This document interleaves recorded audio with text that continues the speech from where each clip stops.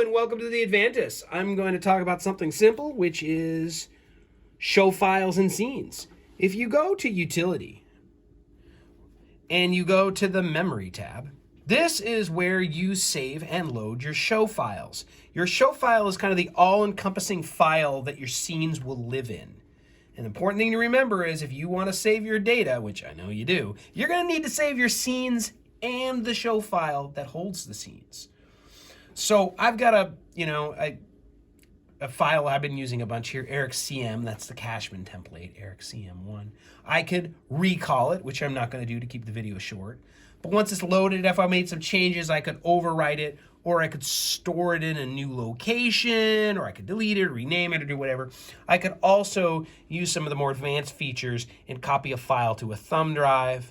And there's some more fancy features under Library Manager, which we'll leave that alone right now. Now, this is the overall show file. What about the scenes inside of that?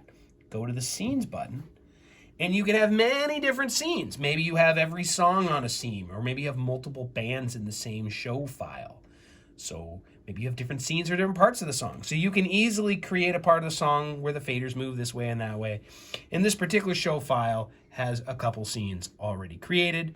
And of course, you can do some fancy things with automation where you filter certain things to be recalled and other things. And there's a lot more advanced stuff here. In fact, there are many tabs of advanced stuff.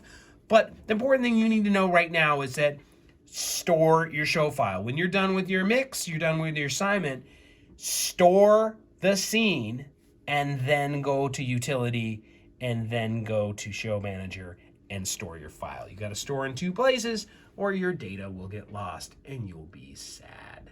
Bye-bye.